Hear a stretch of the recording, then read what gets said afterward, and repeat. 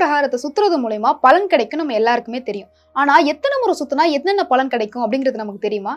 நம்மள நிறைய பேருக்கு அது தெரியாது. சோ அது என்னங்கறத இந்த வீடியோல முழுசா பார்த்து தெரிஞ்சுக்கலாம் வாங்க. நம்ம கோவிலுக்கு போனா பிரகாரத்தை சுத்தி வர்றது அப்படிங்கிறது ஒரு தொன்று தொட்ட பழக்கம். ஆனா அந்த பிரகாரத்தை நம்ம எத்தனை முறை சுத்தி வரோமோ அதுக்கு ஏத்த மாதிரி பேரானந்தமான பலன் அதுக்கு பின்னாடி இருக்கு. இப்போ கோவில் பிரகாரத்தை ஒரு முறை வலம் வருவது மூலமா நமக்கு என்ன நன்மைகள் கிடைக்கும் அப்படின்னு பாத்தீங்கன்னா மன அமைதி கிடைக்கும். அதே மாதிரி சிவபெருமாளையோ அப்படி இல்லைன்னா திருமாலையோ நம்ம ஒரு முறை சுத்தி வர்றது மூலமா நம்மள பிடிச்சிருக்க கிரகதோஷங்கள் நீங்கணும் சொல்றாங்க.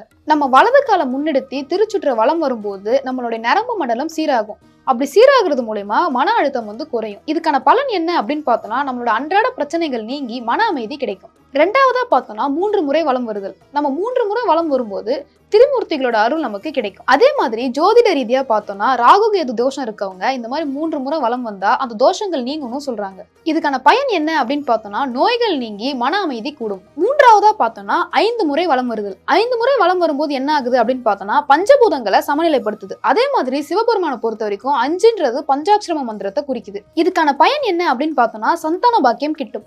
அதாவது குழந்தை பாக்கியம் இல்லாதவங்க 5 முறை சுத்தும் போது குழந்தை பிறப்பு ஏற்படும். அதே மாதிரி தொழில் மற்றும் தேர்வுகள் நீங்க வெற்றி பெறணும்னா 5 முறை வலம் வருவது மூலமா அது கண்டிப்பா நடக்கும். நாலாவது 7 முறை வலம் வருவது மூலமா என்ன பயன் கிடைக்கும்? 7 முறை நம்ம வலம் வருவது மூலமா சப்த ரிஷிகளோட அருள் நமக்கு கிடைக்கும். ஜோதிடத்துல சனீஸ்வர தோஷம் இருக்கவங்க 7 முறை வலம் வருவது மூலமா சனியால வர இன்னல்கள் குறையணும் சொல்றாங்க. அதே மாதிரி இதோட பயன் என்ன அப்படின்னு பார்த்தோம்னா கடன் தொல்லைகள் நீங்கி ஆயுள் கூடும். அதே மாதிரி உடல் ஆரோக்கியமும் பெறணும் சொல்றாங்க.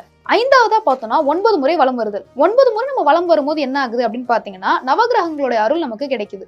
அதே மாதிரி பயன் என்ன அப்படின்னா நம்ம தெரிஞ்சோ தெரியாமலோ செஞ்ச பாவங்கள் நம்மளை விட்டு நீங்கிடும். இது மட்டும் இல்லாம மன கஷ்டங்கள் நீங்கி மோட்சம் மற்றும் விமோச்சனங்கள் கிடைக்கும். அடுத்ததா பார்த்தோம்னா ஆறாவது என்னன்னா 11 முறை வலம் வருதல். 11 முறை நம்ம வலம் வருவது மூலமா நம்ம நினைச்ச காரியங்கள் நிறைவேறுது. அது மட்டும் இல்லாம 11 முறை வழிபடுறது மூலமா சிவபெருமானோட ருத்ர வடிவங்களை வழிபட்டதுக்கு சமமாகுது. 11 முறை நம்ம வலம் வருவதற்கான பயன் என்ன அப்படின்னு பார்த்தோம்னா பெரிய பெரிய கோரிக்கைகள், அதாவது திருமண தடை, வேலை வாய்ப்பு, செல்வ செழிப்பு இதெல்லாம் கிடைக்கணும் அப்படின்னா 11 முறை வலம் வரலாம். அதே மாதிரி திருச்சுற்ற நீங்க ஆரம்பிக்கும் போது உங்க வலது கால முதன்மையா வச்சுதான் ஆரம்பிக்கணும். அது ரொம்பவே சிறப்பு. திருமந்திரங்கள், நீங்க மனசுல நினைக்கிற திருமந்திரங்களை ஜபிச்சுக்கிட்டே வலம் வந்தீங்கன்னா அது ரொம்பவே நல்லது. அதே மாதிரி வெறும் வயிற்றோட வலம் வருவது இன்னும் நல்லது. நம்ம வெறும் வயிற்றோட வலம் வரும்போது நம்ம நினைச்ச காரியங்கள் ரொம்ப சீக்கிரமாவே நிறைவேறுது அப்படின்னு சொல்லி நம்பப்படுது. பிரதட்சண முறைகள், சிவபெருமான வலதுபுறமா சுத்தணும். அதே மாதிரி திருமால இடதுபுறமா சுத்தணும். இப்ப நோயுற்றோர் இருக்காங்க அப்படி இல்லைன்னா உங்களுக்கு உடம்பு சரியில்லை அப்படின்னா நீங்க ஒரு முறை கோயிலை சுத்தி வந்தாலே போதும். அப்படி இல்லைன்னா மனசார நீங்க கோயில் சுத்தி வராம நினைச்சுக்கிட்டாலே போதும், அது கண்டிப்பா நிறைவேறும். இப்போ கோவில் வாரியான குறிப்புகளை பார்க்கலாம். திருவண்ணாமலை 14 கிலோமீட்டர். நீங்க அந்த மலையை ஒரு முறை கிரிவலம் வரது மூலமா பிரகாரத்தை 14 முறை சுத்தி வரதுக்கான பலனை அது கொடுக்கும். அதே மாதிரி பழனியை நீங்க 108 முறை சுத்தி வர்றது மூலமா நீங்க நினைச்ச காரியங்கள் கூடிய சீக்கிரம் நிறைவேறும். இந்த திருக்கோயில் திருச்சுற்றுன்றது என்ன அப்படின்னு பார்த்தோம்னா நம்ம ஆன்மாக்கு ஒரு உடல் பயிற்சி மாதிரி கூட சொல்லலாம்.